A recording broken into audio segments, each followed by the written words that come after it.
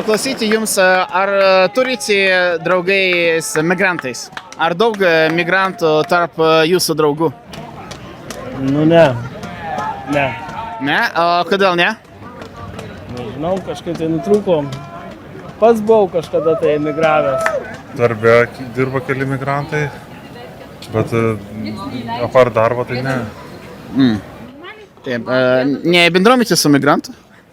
Darbe kažkaip bendrauju, bet apart to tai ne. Turiu Baltarusio draugę. Baltarusų? Viktorija. Kiek, vieną? Vieną. Ne, neturim. Tik Tik šeimoje lietuvis? turim ukrainiečių šeimoje yra juodaodžių ir žydų. Nu, mūsų. Taip, tautiškai. Tautiškai. Turim Andrei Paukas. Andrės, o dar? Taip, turim ir daugiau, bet nu ką, aš visų neišvardinsiu. Taip. Ar... Aha. Čia mano draugė iš Калифорнии отвожала. Турим другу из Висора. Из Висор. Как вы чувствуете себя как иностранцы в Литве? Хорошо. Мы второй день здесь путешествуем, гуляем. То есть вы туристы? И как вам Литва? Красиво, хорошо. Есть желание здесь остаться? Но мы вообще сейчас на данный момент в Латвии, поэтому И как вам Латвия по сравнению с Литвой?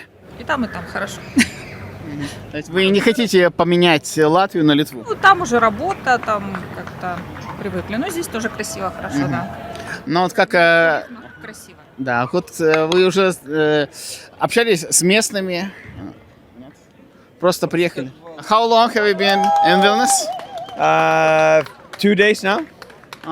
How does it feel to be a foreigner in Vilnius? It's very nice. I absolutely love this city. This is a fantastic place to come and visit. You're from Poland, right? Yeah, we are from Poland, yes. And how often do you go to Vilnius? Yeah, we are first time. How do you like Vilnius? Oh, a lot. A lot. It's great place. How does it feel to be a foreigner in Vilnius? Actually, this is great feeling. Great feeling, good one, and beautiful, beautiful city. And do you speak any Lithuanian? Unfortunately not. Maybe in the future. And do you hear any similarities with Polish? Yeah, this is a lot similarities, and also I've noticed that many people understand Polish without any problem. No, Maybe not detailed, but general, actually everyone. Everyone see it, and also people recognize who is from where. Yeah, there is a Polish community in Vilnius.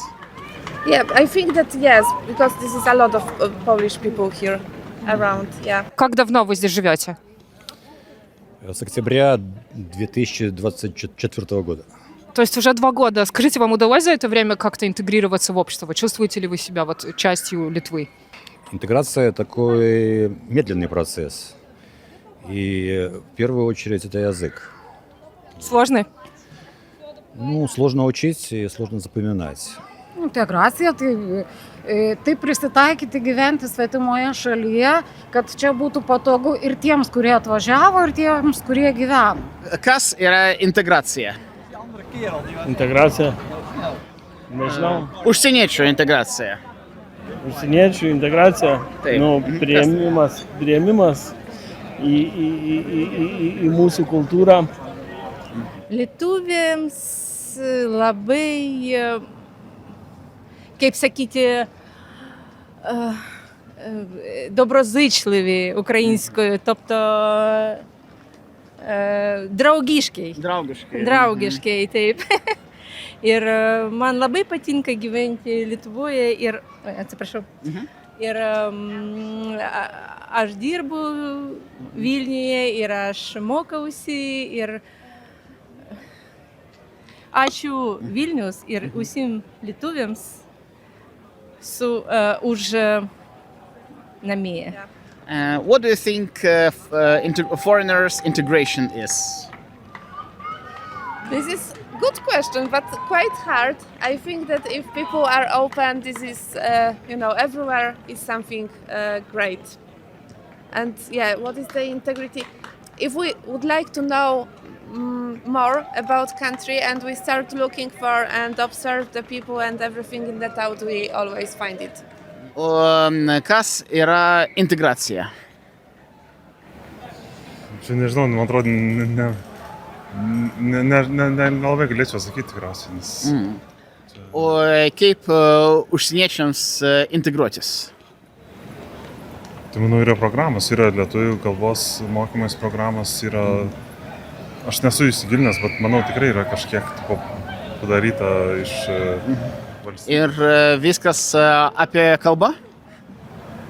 Tai ne tik apie kalbą, apie kultūrą, apie žinojimą, kokioj valstybėje gyveni ir, taip sakant, visas taisyklės valstybės. Tai Kas O yra dabar jiems integracija? Nepadeda, nu kad jie, kaip sakyt, gerbtų mūsų kultūrą, čia pirmiausia išmoktų kalbą kalbėti, jeigu čia gyveni, kur aš begyvenčiau, nu, kalbėčiau to šalies kalbą, būtinai. Tada laisviau susišneki ir darbą lengviau rasti ir kažkaip smagu, o kai kalbėjom per žinias pakistanietė, lietuviškai taip gražiai išmokusi. Tada tu gali ir mokytis dar galbūt ir lengviau susirasti darbą. Taip, aš taip daryčiau, būdama kitoj šaly. O valstybė turi padėti, man atrodo, ir padeda, ar ne? Ir šitą bent jau ir baltarusiam, ukrainiečiam ypatingai, ir pašalpas kažkokios tai buvo paramos, bet reikia po to ir pačiam žiūrėti, kokį tai darbą rasti, kad galėtum išsilaikyti, kaip ir juodaodžių dabar vairuotojų, matau, vairuoja autobusus pas mus. Kas yra integracija, jums atrodo? Kai žmogus bando save integruoti į visuomenę, ta prasme, mokosi kalbos tam, kad pritaptų, žiūri, ką vietiniai veikia, kad kažką bendrai tokio pat nuveikti, nežinau, tai tą pusę gal. Žmonės save Taip. integruoti? Taip. Aha. O kaip apie lietuvių Kaip Lietuva padeda integruotis jiems. Вообще, у меня давно такая крутится в голове идея, что, значит, иммигрантам нужно создавать такие центры самопомощи и не изобретать каждый раз отдельности каждому на велосипед, а как бы чтобы уже по проторенной дорожке, кто попадает, идти уже и не задумываться. А то любой вопрос уходит очень много времени, пока сообразишь, пока поймешь, что делать нужно. В общем, то есть только упущенное время и силы это самое. O kaip jūs asmeniškai galite padėti užsieniečiams integruotis? Tai galim, tai aš kaip sakau, reikia plėsti užsieniečiams ratą, nebūti užsidarius savo sultise, nevirti, turėti draugų, kaip nors užmėgsti kontaktą, mėginti skaityti spaudą, žiniasklaidą, naujienas, ta kalba, kurią jūs mokate, nes dabar daugelių kalbų yra angliškai, yra ukrainietiškai, yra baltarusiškai, man atrodo, ir yra kažkokios laidos per televiziją. Ir aišku, mokytis lietuvių kalbos tiek, kad galėtumėte susikalbėti ir kad jums būtų įdomu kompanijoje, nes jeigu jūs nieko nesuprantat, tai vis tiek laikas bėga ir jūs vis netaip komfortiškai jaučiatės. O kiek lietuvių kalba svarbi? Kam? Jums ar mums? Užsieniečiams. Užsieniečiams. Tai jeigu jūs čia gyvenate, man atrodo, daugiau negu kokius 2 metus, tai vis tiek reikia išmokti, nes tai jūs paskui niekur nesusikalbėsit. Bet jeigu žadate gyventi visą laiką, tai reikia gerai labai išmokti. Bet jeigu prisiglaudėte laikinai, tai mano supratimu, kaip pilietės, atrodo, kad užtenka pagrindinių frazių, kad jūs galėtumėt parduotuvėje susikalbėti, kažkokį darbą dirbti. Na ir tiek. O kaip užsieniečius integruoti Amerikoje? Amerikoje, man atrodo, panašiai. Nes jeigu nešneki anglų kalbą, tai kursai yra. Yra kursai, gali lankyti, gali mokintis ir priima į ratą labai, ta prasme, draugiškai visą, atvirai žiūri į visą tai. O kaip lietuviai jaučiasi Kalifornijoje? Labai gera kompanija lietuvių gyvena, bendrauja, organizuoja užsiėmimus, tikriausiai Inga irgi mačius buvus, dalyvavus. Ar savo ratuose? Ir daug kas sukūrė savo ratų ir labai, ta prasme, priima ir kitus, visaip kaip. Visaip kaip. Bendrauja, taip, tikrai. Puikiai moka anglų kalbą. Puikiai kalbė. O jeigu konstruoti vienas žodis bendrauti? Bendrauti. Ačiū Jums. Kas gali padėti užsieniečiams integruotis? mokėti kalbą. Ir tik? Ne. Kas dar? Daryti bendras renginys ir vaikščioti ir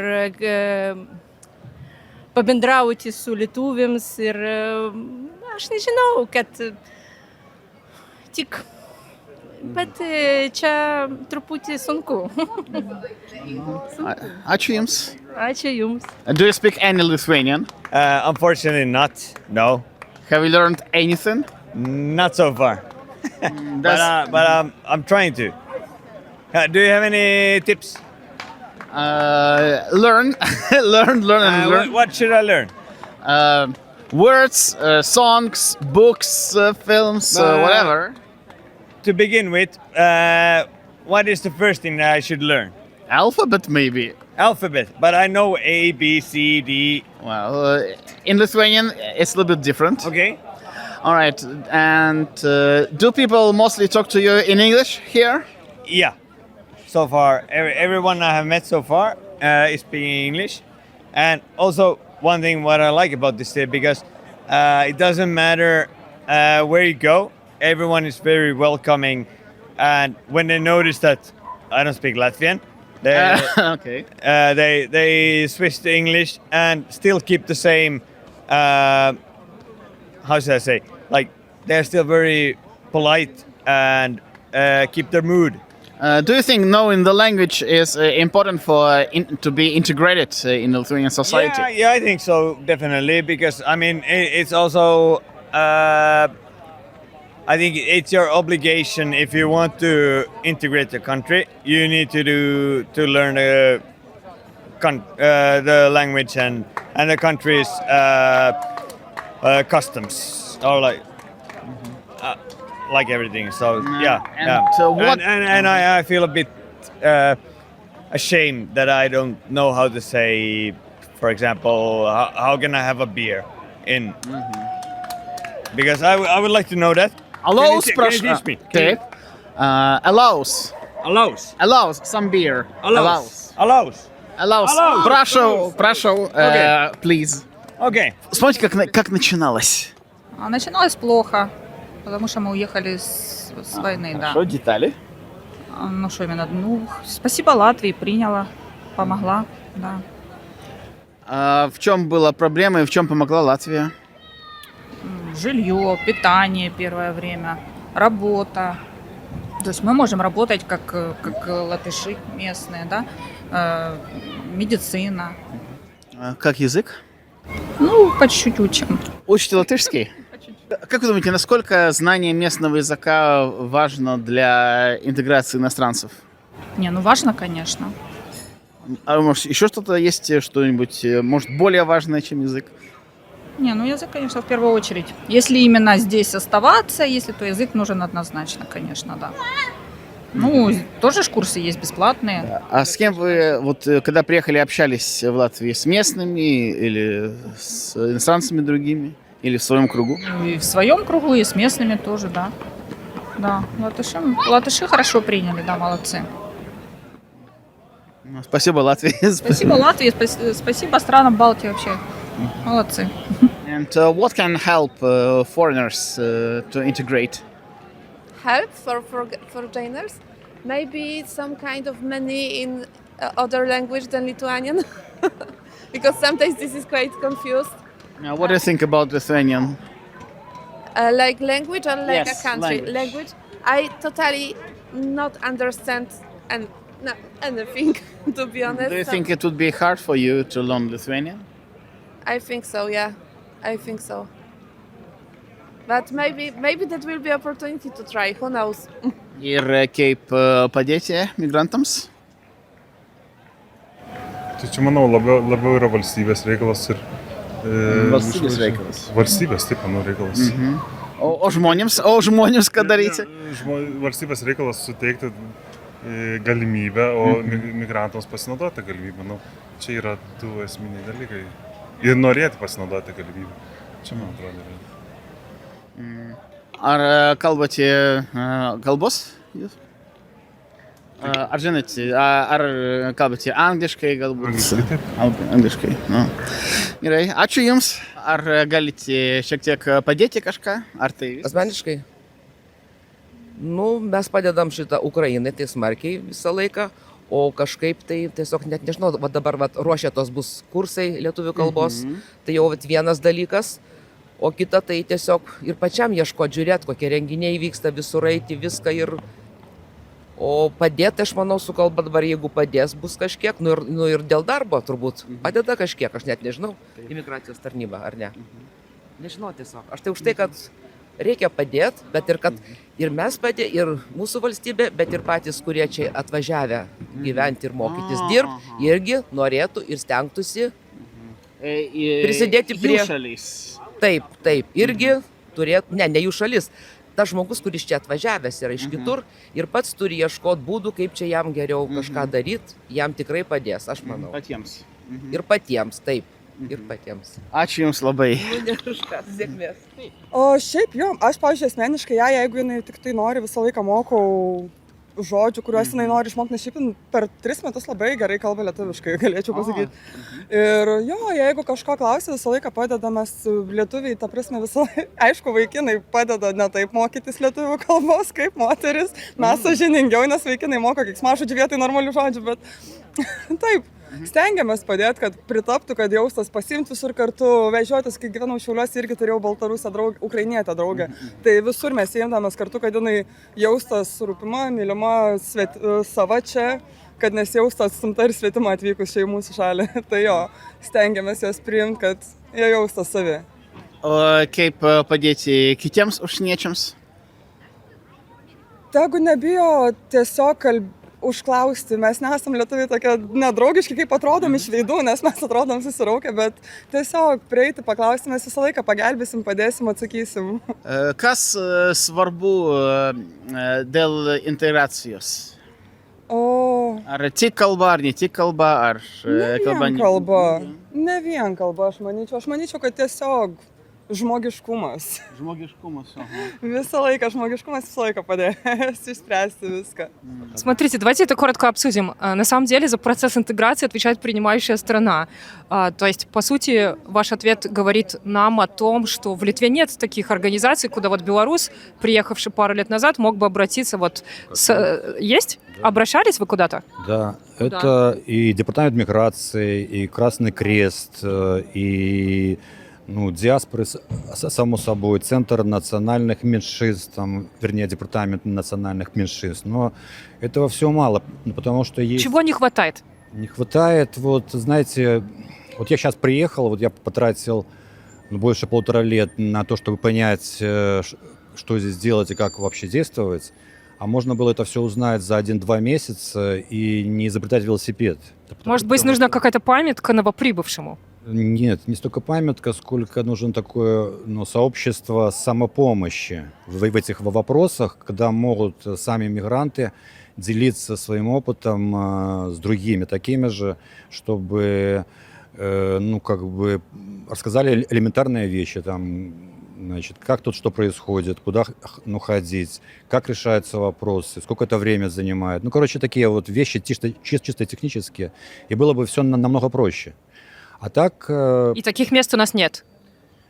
Наверное, где-то есть, но, мне кажется, недостаточно, потому что мигранты разбросаны, вернее, рассредоточены по всей Литве, и мне кажется, что такой нету системы самопомощи. Например, в Польше есть система центров активности людовой, ЦАЛ.